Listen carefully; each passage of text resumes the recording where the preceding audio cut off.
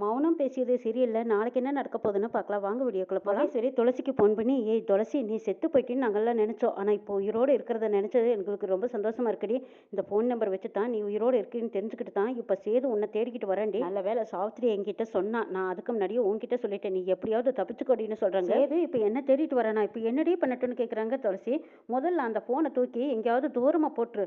அப்புறம் நீ வேற நம்பர்லேருந்து நான் கூப்பிடுறேன் வச்சிரு அப்படின்னு சொல்லிட்டு துளசி அவசர அவசரமா சரி அந்த ஓடிபி நம்பர் மட்டும் எடுத்துக்கலான்ட்டு வர்றாங்க. ஃபோனை வச்சு தானே நம்ம ஓடிபி நம்பரும் சர்டிஃபிகேட்டும் வாங்க முடியும். சரி இதை வச்சு எடுத்துக்கிட்டு அதுக்கப்புறம் இதை எங்கேயாவது தூக்கி போட்டுறணும் அப்படின்னு அவசரமா வேலையை முடிக்கிறதுக்கு துளசி உள்ள போறாங்க. சேது அந்த ஃபோனு லைன்ல பேசிட்டு இருக்காங்கன்னு தெரிஞ்சுக்கிட்டு அதே இடத்துக்கு பக்கமா வந்து நின்னுட்டாங்க. ஜெராக்ஸ் கடையில துளசி அவசர அவசரமா அந்த ஓடிபி நம்பரையும் அட்ரஸும் வாங்கிட்டு இருக்காங்க. சீக்கிரமா அந்த ஓடிபி நம்பரை சொல்லுங்கன்னு கேட்குறாங்க. அண்ணனே சீக்கிரமா எனக்கு ரெடி பண்ணி கொடுங்கன்னு துளசி அவசரப்படுத்திட்டு இருக்காங்க. மறுபடியும் ஃபோனை ஆன் பண்ணி அந்த நம்பர் எடுக்கிறக்குள்ளேயே அந்த பக்கமா சேது அவங்க ஃப்ரெண்டு கண்டுபிடிச்சு சொல்லிடுறாங்க. எங்கடா இங்க எங்கேயுமே காணுமேங்கிறாங்க. அவன் நம்பரை நானும் கண்காணிச்சுட்டு தான் இருக்கிறேன். அங்கதான் பக்கத்துல இருக்கா, நல்லா பாருடாங்கிறாங்க அவங்க ஃப்ரெண்டு. அவசர அவசரமா அட்ரஸ் அது இதுன்னு தேவையானதெல்லாம் வாங்கிக்கிட்டு சரிண்ணே நான் வரேன் அப்படின்னு பணத்தையும் கொடுத்துட்டு கட்டிட்டு வெகு வேகமா வெளியில ஓடி வராங்க. சேது கூட வந்த ரவுடிகளையும் சேர்த்து அந்த பக்கம் பாருங்கடா இந்த பக்கம் பாருங்கடான்னு அங்க ரெண்டாள் இங்க ரெண்டாள் அனுப்பிச்சிட்டு சேதுவும் அந்த பக்கம் இந்த பக்கம் தேடி பாக்குறாங்க. ஜெராக்ஸ் கடையில வந்து பாக்குறாங்க. அவரு என்ன சார் வேணும்னு கேக்குறாங்க. ஒண்ணு இல்லை அப்படின்னு செக் பண்ணி பார்த்துட்டு கிளம்பி போயிடுறாரு சேது. சேது வெளியில வராங்க. அந்த பக்கம் பார்த்தா துளசி மாதிரியே ஒரு பொண்ணு போய்கிட்டு இருக்கிறாங்க. அவங்க பின்னாடி பார்க்கும்போது துளசின்னு நினைச்சுக்கிட்டு அவங்க பின்னாடியே சேது போறாரு. இன்னைக்கு இவ கிடைச்சிட்டா அப்படின்னு நினைச்சுக்கிட்டு சேது அந்த பொண்ணு பின்னாடி போனதும் துளசின்னு கூப்பிடுறாங்க. அந்த அம்மா திரும்பி பார்க்குறாங்க. அச்சோ தெரிஞ்ச பொண்ணுன்னு நான் நினைச்சிட்டேங்க, என்ன மன்னிச்சிடுங்க அப்படிங்கிறாங்க. பரவாயில்லங்க அப்படின்னு சொல்லிட்டு அந்த அம்மாவும் பெருந்தன்மையா போயிடுறாங்க. துளசி அவசர அவசரமா ஓடிக்கிட்டே இருக்காங்க. சேது இது வரைக்கும் வந்துட்டான், நிச்சயமா கண்டுபிடிச்சிட்டோம், அவ்வளவுதான், நம்மளை விடவே மாட்டான், நம்ம இங்கிருந்து எப்படியும் தப்பிச்சிடணும், அவன் கண்ணில் மட்டும் படக்கூடாதுன்னு நினைச்சுக்கிட்டு துளசி அப்படி அவசரமா அங்க ஓடி ஒரு ஓரமா நிற்கிறாங்க. அங்க இருந்து ஒரு வேன் வந்துட்டு இருக்குது. இந்த போன் நம்மகிட்ட இருந்தா தானே பிரச்சனை, இதை தூக்கி தூரமா போட்டணும்னு நினைச்சிட்டு அந்த வேனுக்குள்ள தூக்கி வீசிடுறாங்க. போன் அந்த வேனுக்குள்ள விழுந்துருது. அதுக்கப்புறமா சேது அவங்க ஃப்ரெண்டுக்கு போன் பண்ணி, என்னடா இங்க எங்கேயுமே காணுமே, எங்க போயிருப்பா அப்படின்னு கேக்குறாங்க. நான் இன்னும் அதே லொகேஷன்ல தான் இருக்கேன், அவ ஏதோ ஒரு வண்டியில ஏறிட்டா போல இருக்கு, ரொம்ப ஸ்பீடா போய்கிட்டே இருக்குது அந்த வண்டி, அந்த வண்டி உனக்கு முன்னாடி தான் போய்கிட்டு இருக்குது பாருங்கிறாங்க. இதை கேட்டதும் சேது, நம்மளுக்கு முன்னாடி வண்டி போகுது, அதுலதான் அவ போறாளா, அடே அப்பா நம்மளையும் ஏமாத்திட்டு போறாளா, எவ்வளவு இப்படியே விடக்கூடாது அப்படின்ட்டு, டே ஏறுங்கடா நம்மளுக்கு முன்னாடி தான் வண்டி போகுதாமே, அந்த வண்டியில தான் அவ இருப்பா, இன்னைக்கு எப்படியும் பிடிச்சிடலாம் வாங்கடா அப்படின்னு சொல்லிட்டு கார்ல ஏறி எல்லாரும் அவசரமா போறாங்க. அது வரைக்கும் துளசி ஒளிஞ்சு நின்று பார்த்துக்கிட்டே இருந்தாங்க. சேது போனதுக்கு அப்புறமா அப்பாடா எப்படியோ சுமதி போன் பண்ணி சொன்னதுனால நம்ம தப்பிச்சோம், அவனை தேடிக்கிட்டு இது வரைக்கும் வந்தவன் நிச்சயமா கண்டுபிடிச்சிருவான், இனிமே அந்த போன் எங்க போகுதோ அங்கேயே அவன் போய்கிட்டு இருப்பான், அதுக்குள்ளேயே நம்ம வேலையை நம்ம லேட் பண்ணக்கூடாது, எவ்வளவு சீக்கிரம் முடியுமோ அவ்வளவு சீக்கிரம் நம்ம மும்பை போயிடணும் அப்படின்னு நினைச்சிட்டு துளசி வீட்டுக்கு போறாங்க. மொட்டை மாடியில விசாலாச்சி பலகாரம் சுட்டு கொடுத்துட்டு இருக்காங்க. அவங்க பொண்ணுங்கெல்லாம் வாங்கி வாங்கி சாப்பிட்டு ரசிச்சுட்டு இருக்காங்க. அம்மா உப்பு சூப்பரா இருக்கு, காரம் நல்லா இருக்கு அப்படிங்கிறாங்க. இந்த வருஷம் தீபாவளி பலகாரம் அருமையா இருக்கு. ஆமாண்டி, பாராட்டினா மட்டும் பத்தாது, அம்மாவுக்கு கொஞ்சம் கூட மாட ஒத்தாசையா இருக்கணுங்கிறாங்க விசாலாச்சி. அம்மா நாங்க எல்லாரும் உங்க செல்ல பசங்க, நீங்க செஞ்சு கொடுத்தா நாங்க சாப்பிடுவோம், இப்படியே சொல்லி எல்லா வேலையும் என் தலையிலேயே கட்டுங்கடி. ஏடி காவேரி, நாளைக்கு நீ போற இடத்துல என்ன பண்ண போறீங்க தெரியலங்கிறாங்க. அம்மா இங்க இருக்கிற வரைக்கும் உன் கையால நாங்க நல்லா சாப்பிடுவோம், நாங்க போனதுக்கு அப்புறமா யூடியூப் பார்த்து நாங்க எல்லாம் தெரிஞ்சுக்க போறோங்கிறாங்க. எப்படியோ வாய் இருக்குது சமாளிச்சுக்கிட்டே இருக்கிறீங்கடி, பார்க்கலாம் பார்க்கலாங்கிறாங்க விசாலாச்சி. விசாலாச்சியோட மாப்பிள்ள வராங்க. இந்தங்க மாப்பிள்ள பலகாரம் சாப்பிட்டு பாருங்கன்னு கொடுக்குறாங்க. ஆஹா செம டேஸ்டா இருக்கு, நல்லா இருக்குங்கிறாங்க. உட்காந்து சாப்பிடுங்க மாமாங்கிறாங்க. இல்ல இல்ல அவர் நின்றுக்கிட்டே சாப்பிடுவாரு, டிக்கெட்டுங்கிறாங்க. அப்போங்க துளசியும் வந்துட்டாங்க. அத்தை என்ன பண்றீங்கன்னு கேட்குறாங்க. டேய் வா துளசி, தீபாவளி வருது இல்லையா, அதனால விதவிதமான பலகாரம் எல்லாம் செஞ்சு நம்ம சொந்தக்காரங்களுக்கெல்லாம் கொடுக்கறது இங்க அத்தை வழக்கங்கிறாங்க விசாலாச்சி. ஆமா அதெல்லாம் இவளுக்கு எங்க தெரிய போகுதுங்கிறாங்க. அதெல்லாம் எனக்கும் தெரியும், எங்கிறீங்கம்மா நான் சொல்றேங்கிறாங்க. இது ஒன்றும் கடையில வாங்குற சீடை கிடையாது, 50 60 பேர் 100 பேர்த்து காட்ட இது செய்ய வேண்டிய பலகாரம், இதெல்லாம் உனக்கு தெரியாதுங்கிறாங்க. அதெல்லாம் நானும் செய்வேங்கிறாங்க துளசி. அத்தை உங்க கையால செஞ்சு கொடுக்குற பலகாரத்தை இந்த வருஷம் நான் சாப்பிடலான்னு ஆசாசியா இருக்கிறேன், நீங்க அதையே என் வாயில மண்ணள்ளி போட்டுறாதீங்கன்னு கேட்குறாங்க. மாப்பிள்ளை சிவாவும் வந்துட்டாங்க. எல்லாரும் என்ன பண்ணிட்டு இருக்கிறீங்கன்னு கேட்குறாங்க. அம்மா பலகாரம் செஞ்சு கொடுக்குறாங்க, நாங்க எல்லாரும் சாப்பிட்டுட்டு இருக்கிறோம், உன் பண்டாட்டியும் வந்து பலகாரம் செய்கிறேன்னு சொல்றா, செஞ்சா யாருடா சாப்பிடுறதுங்கிறாங்க. ஓ அப்படியா, சூப்பர் சூப்பருங்கிறாங்க சிவா. அவளை செய்யறதுக்கு விட்டோம்னா நம்ம கடையில தாண்டா வாங்கணுங்கிறாங்க. அட என்னக்கா நீ இப்படி சொல்ற, அவ தான் செய்யறேன்னு சொல்றல, அவ செய்யறது எப்படி இருக்குன்னு நம்மளும் பார்க்கலாமேங்கிறாங்க சிவா. சரிடா உன் பண்டாட்டி பலகாரம் செய்யட்டும், நான் வேண்டான்னு சொல்லல, ஆனா அவ பலகாரம் செய்யும் போது விசாலாச்சி ஒரு கண்டிஷன், நீ கிட்ட கூட போக, அப்படி ஒரு வேளை அவ பலகாரம் செஞ்சு அது நல்லா வரலைன்னா அவ இனிமே நம்ம வீட்டுல எப்பவுமே கிச்சன் பக்கமே போகக்கூடாதுன்னு பாட்டி ஆர்டர் போடுறாங்க. அப்படின்னு இந்த போட்டிக்கெல்லாம் நான் வரலைங்கிறாங்க துளசி. நீ நல்லா பலகாரம் பண்ணுவ, செய்யுங்கிறாங்க சிவா. வேண்டவே வேண்டாம், எல்லாம் நானே பாத்துக்கிறேங்கிறாங்க விஷாலாச்சி. அதெல்லாம் ஒண்ணும் வேண்டாம், எல்லாம் ஜனனி பாத்துக்குவா, வாங்க போலாம் அப்படின்னு சிவா அவங்க அம்மாவை கூட்டிட்டு போயிடுறாங்க. சரி வாங்கடி நம்மளுக்கு என்ன, அவளே செய்யிட்டு வாங்க அப்படின்னு பாட்டி பேத்திகளை எல்லாம் கூட்டிட்டு போயிடுறாங்க. அந்த வீட்டு வேலைக்குன்னு வந்திருக்கிற அந்த அம்மா ஏமா ஆரம்பிக்கலாமான்னு கேட்குறாங்க. சரின்ட்டு துளசியும் தைரியமா உட்காந்து பலகாரம் போட ரெடி ஆயிட்டாங்க. பாட்டி பேத்திக பிள்ளைங்க எல்லாரும் வந்து, என்னது அவன் நல்லா சமைச்சிட்டானா, நல்லா பலகாரம் பண்ணிட்டானா, என்ன செய்யறதுங்கிறாங்க. சரி நான் வேணா அந்த மாவுல போய் உப்பள்ளி போட்டுட்டு வந்துட்டுமான்னு கேட்குறாங்க. காவேரி சும்மா ரெடி, உன்னை வேணா நான் மொட்டை மாடியிலேருந்து தள்ளி விட்டுமான்னு கேட்குறாங்க. அவளுக்கெல்லாம் பலகாரம் செய்ய தெரியாதுங்கிறாங்க. ஏன் அன்னைக்கு மீன் குழம்பு வச்ச போது நல்லா உச்சு கொட்டிக்கிட்டு நல்லா சாப்பிட்டியே, அப்ப நல்லா இருந்துச்சான்னு கேட்குறாங்க காவேரி. எல்லாரும் கொஞ்சம் கம்மன் இருக்கீங்களாடி, அன்னைக்கு இன்னைக்கு என் மருமக அவ கூட இருந்தா, அவ சொல்லி கொடுத்துருப்பா, அதனால அந்த துளசி செஞ்சிருப்பா. இன்னைக்கு தான் என்னோட மருமகளையும் கூட உதவக்கூடாதுன்னு சொல்லியிருக்கேன்ல. பிடிக்கிற நாய்க்கு மூஞ்சிய பார்த்தா தெரியாதாங்கிறாங்க. அவளும் அவ பலகாரமும் அவனால எல்லாம் செய்ய தெரியாதடி, நம்ம தான் ஜெயிக்க போறோம்னு நினைக்கிறாங்க பாட்டி. துளசி வகை வகையா யாருக்கும் பயப்படாம அஞ்சாம சூப்பரா பலகாரங்களை எடுத்து வச்சிட்டாங்க. ஒரு பக்கம் செடி, ஒரு பக்கம் லட்டு, ஒரு பக்கம் ஜிலேபி, ஒரு பக்கம் அதிரசம், ஒரு பக்கம்னு பல வகையான ஐட்டங்கள் செஞ்சு கொண்டு வந்து டேபிள் மேல வச்சிருக்காங்க.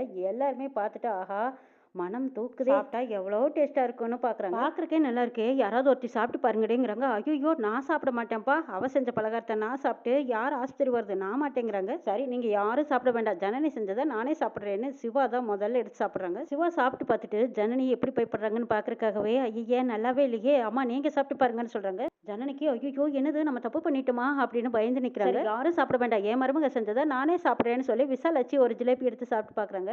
சாப்பிட்டதும் ஐயோ ஜனனி என்னம்மா இப்படி பண்ணிட்டேன்னு கேட்குறாங்க. அம்மா என்னாச்சு நல்லா இல்லையான்னு கேட்குறாங்க. ஜனனி என்னம்மா நீ இப்படி செஞ்சுட்டியா அப்படின்னு சொல்லிட்டு சிவாவும் விசாலாச்சியும் 2 பேரும் ஒருத்தர் மாற்றி ஒருத்தர் கிண்டடிக்கிறாங்க. ஜனனி பயந்துட்டியா, சூப்பர் டேஸ்டா இருக்கு அப்படின்னு சொல்லிட்டு மறுபடியும் மாற்றி மாற்றி எடுத்து பார்த்து அவங்க பொண்ணுங்களும் சேர்ந்து என்னது அவ்வளோ நல்லாவா இருக்கு, சாப்பிட்டு பார்க்கலான்னு ஆளுக்கு ஒரு கை வைக்கிறாங்க. திரும்ப கை மாத்தாம எடுத்து சாப்பிட்டுட்டு இருக்கிறாங்க. அம்மங்காட்டில் காஞ்சு போன மாடு மேஞ்ச மாதிரி பலகாரத்தை சுற்றி எனக்கு உனக்குன்னு சாப்பிட்டுட்டு இருக்கிறாங்க. நான் மீதி இருக்கிற பலகாரத்தையும் சுட்டு எடுத்துட்டு வந்துடுறேன்னு சொல்லிட்டு துளசி மாடிக்கு போயிட்டாங்க. எப்படிக்கா இந்த துளசி இவ்வளவு நல்லா பலகாரம் பண்ணியிருக்கா, அம்மா கூட இந்த மாதிரி டேஸ்ட்ல பண்ணனது இல்லையே, அவ்வளவு டேஸ்டா இருக்குங்கிற பாட்டி வராங்க. வந்ததும் எல்லார்ட்டையும் பாக்குறாங்க. என்னது எல்லாரும் பேய் அறிஞ்ச மாதிரி நிக்கிறீங்க, அவ செஞ்ச பலகாரத்தை வாயில வைக்க முடியலையா, எல்லாம் தூக்கி கொண்டு குப்பையில போடுங்க, இனிமே அவ கிச்சன் பக்கமே வரக்கூடாதுங்கிறாங்க பாட்டி. அவளை இனிமே வர வேண்டாம்னு சொல்ல முடியாதுங்கிறாங்க. ஏன்னு கேக்குறாங்க பாட்டி. அவ்வளவு சூப்பரா அருமையா பக்குவமா பலகாரம் பண்ணியிருக்காங்க, நீங்க வேணாலும் சாப்பிட்டு பாருங்கிறாங்க. நீங்க வச்ச போட்டியில ஜனனி ஜெயிச்சிட்டா, ஆனா நீங்க மட்டும் போட்டி வைக்காம இருந்திருந்தா ஜனனி இந்த அளவுக்கு பலகாரம் பண்ணியிருப்பான்னு நம்மளுக்கு தெரியாமையே அருமையான வேலை பார்த்தீங்க பாட்டி,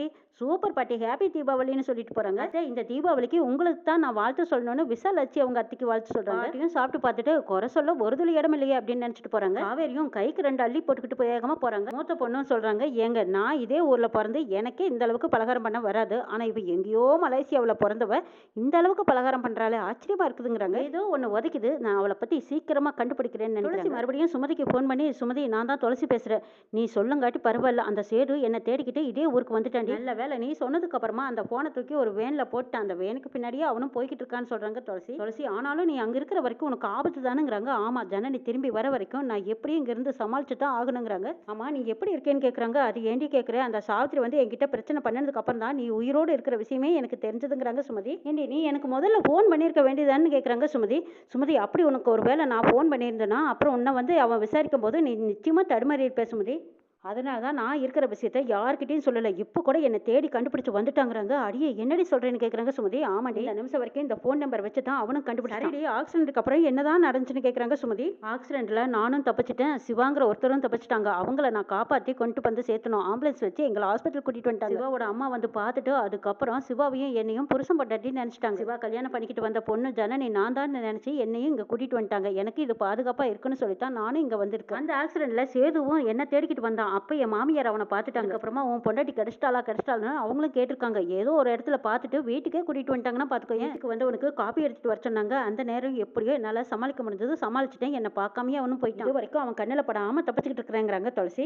உன் ஃபோன் நம்பரை வச்சே அவன் நீ உயிரோடு இருப்பேன்னு தெரிஞ்சு இந்த அளவுக்கு பைத்தியமா உன்னை தேடி சுத்திட்டு இருக்கான். இருக்கிற இடம் மட்டும் தெரிஞ்சது கண்டிப்பா உன்னை விட்டு வைக்க மாட்டான். வெறியோட தெரியறவன் கண்ணில் பற்றாதுங்கிறாங்க. சுமதி இனிமேலும் நான் அவனுக்காக எதுக்காகவும் பயப்பட போறது என்ன நடந்தாலும் சரி ஏத்து நின்று நான் சமாளிக்கத்தான் போறேங்கிறாங்க துளசி. எப்படியோட சமாளிச்சு நீ வெளிநாடு போற வரைக்கும் எனக்கும் கொஞ்சம் பதட்டமா தான் இருக்குங்கிறாங்க சுமதி. சரி அதை விட அப்பா சித்தி எல்லாம் நல்லா இருக்காங்களா, அவங்கள பாத்தியா அப்படின்னு கேட்கறாங்க. எப்பவும் போலதான் இருக்காங்க, அப்பா உன்னை நினைச்சுதான் அழுதுகிட்டே இருக்காங்கன்னு சொல்றாங்க சுமதி. நானும் அப்பா கிட்ட பேச முடியாத சூழ்நிலையில தான் இருக்கேன். ஆனாலும் அப்பாவுக்கு அந்த சேது நல்லவனாவே தெரியறான். அதனால அப்பா கிட்ட நான் இப்போதைக்கு பேச முடியாது, நீ எப்படியும் எங்க அப்பாவையும் சித்தியும் பாத்துக்கோங்கிறாங்க. துளசி நான் அப்பப்போ போய் பாத்துக்கிறேன், ஆனா நீ பத்திரமா இருங்கிறாங்க சுமதி. எனக்கு அடிக்கடி போன் பண்ணுங்கிறாங்க. சரி நான் போன் பண்றேன், போனை கட் பண்றாங்க துளசி. பொழுது விடிஞ்சதும் தூங்கி எந்திரிச்சு துளசி கதவை திறந்து பாக்குறாங்க. திறக்கும் போது அந்த பக்கமா அக்கா தங்கச்சி 2 பேருமே இந்த பக்கம் ரொம்ப எட்டி பார்த்துட்டு இருக்கிறத துளசி கவனிச்சிட்டாங்க. இவங்க 2 பேரும் என்ன பண்றாங்க, ஒருவேளை நம்மளை கண்காணிக்கிறாங்க, புரிஞ்சு போச்சு, நம்மளை தான் வாட்ச் பண்ணிட்டு இருக்காங்க. சரி இவங்களுக்கு முன்னாடி நம்ம ஒரு டிராமா போட்டுற வேண்டியதான்ட்டு துளசி வெளியில வர. துளசி வெளியில வந்ததை பார்த்து அக்கா தங்கச்சி 2 பேரும் வேற எங்கேயோ பார்த்து பேசுற மாதிரி, அக்கா இது சூப்பரா இருக்குல்லக்கா, ஆமாமா இது நல்லா இருக்கு அது நல்லா இருக்குன்னு பேசிக்கிட்டு இருக்காங்க. துளசி அவங்களுக்கு மேல நல்லா டிராமா பண்றாங்க.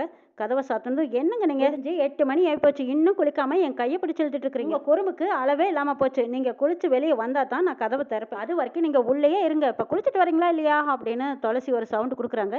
இந்த பக்கமா விஷாலாட்சி வராங்க. ஜனனி இவ எங்கம்மா நீ கிளம்பி வந்துட்டேங்கிறாங்க. அது ஏம்மா கேட்குறீங்க? தான் கதவை திறப்பேன்னு நான் லாக் பண்ணி வச்சுட்டேன். இப்போ வந்துட்டு வருமா? டிஃபன் சூடா இருக்கு. 2 பேரும் இப்போ வந்து சாப்பிடலாமலன்னு கூப்பிடுறாங்க விஷாலாட்சி. அட ஏமா நீங்க வேற 2 பேரும் இப்போ காலையில டிஃபன் ஹோட்டலில் தான் சாப்பிடணும்னு உங்க பையன் தான் அட்டம் பிடிக்கிறாரு அப்படிங்கிறாங்க துளசி. அப்படியா அவன் தான் ஆசையா கடையில் சாப்பிடலான்னு கூப்பிடறான்ல நீ தான் போயிட்டு வாயங்கிறாங்க விஷாலாட்சி. அட ஏமா நீங்க தான் சூடா நல்லா சமைச்சு வச்சிருக்கீங்கல்ல நம்ம ஏன் கடையில் போய் சாப்பிட்டு உடம்ப கெடுத்துக்கணும்? அதனால நான் வீட்டில் தான் சாப்பிடணும்னு கண்டிஷன் போட்டேமாங்கிறாங்க துளசி. ஆனாலும் என் பையனுக்கு ரொம்ப தான் கண்டிஷன் போட்டு கண்ட்ரோல் பண்ற ஜனனிங்கிறாங்க. சரி வா 2 பேரும் ஒருத்தருக்கு ஒருத்தர் ஒத்தாசையா கூட மாட ஒரு வேலையை பார்க்கலான்னு மாமியார் மருமகள் போறாங்க. அக்கா நீ நினைக்கிற மாதிரி சந்தேகப்படுற அளவுக்கு எதுவுமே இல்லை. அவங்க 2 பேரும் நல்லா தான் இருப்பாங்க போல இருக்குன்னு காவேரியும் அக்கா தங்கச்சியும் பேசிக்கிறாங்க. ஆமாண்டி அவங்களுக்குள்ள பிரச்சனை இருக்கிற மாதிரியும் இருக்கு இல்லாத மாதிரியும் தோணுது. சரி ஆனாலும் பார்ப்போம் அப்படின்னு சொல்லிட்டு அவங்க அக்கா இங்கிருந்து வராங்க. காவேரி இது ஒரு சந்தேக பேர்வழி இது கூட சேர்ந்துக்கிட்டு இந்த கதவுக்கு முன்னாடி நமக்கு வர காவல் காக்கணுமா அப்படின்ட்டு காவேரியும் போறாங்க. ஜனனி மறுபடியும் ரூமுக்குள்ள வர்றாங்க. பாத்ரூம்ல இருந்து சிவா வர்றாங்க. வந்ததும் ஒருத்தருக்கு ஒருத்தர் மோதிக்கிறாங்க. பா என்ன அடி அப்படிங்கிறாங்க. ஒருத்தர் மோதிக்கிட்டோம் முட்டிக்கிட்டோம் ஒரு தடவை முட்டுனா இன்னொரு தடவை முட்டிக்கணுங்க இல்லைன்னா எங்க ஊர்ல சொல்லுவாங்க கொம்பு முளைச்சிடுமாமேங்கிறாங்க. கொம்பு முளைச்சிடுமா? ஒரு தடவை முட்டிக்கிட்டா கொம்பு முளைச்சிடுமா? அது எந்த ஊர்ல சொன்னாங்கன்னு கேக்குறாங்க சிவா. எங்க ஊர்ல சொன்னாங்க ஒரு தடவை முட்டினா இன்னொரு தடவை முட்டியே ஆகணுங்க அப்படின்னு மொட்டுன்னு போய் முட்டிட்டு வராங்க துளசி. எங்க நீங்க அடிச்ச வேகத்துல கொம்பு முளைக்குதோ இல்லையோ நல்லா வீக்கம் கொம்பு மாதிரி முட்டிக்கிட்டு வரப்போகுது. இது மாதிரி ஒரு அடியை கொடுத்துட்டீங்களேன்னு ஜனனியா பாக்குறாங்க சிவா. ஆனா துளசி சிவாவை பார்த்து அப்பதான் நல்ல மனசுட்டு சிரிக்கிறாங்க. சிரிப்பு இவங்களுக்குள்ள காதலா மலருமாங்கிறதை நம்ம வர சொல்ல பார்க்கலாம்.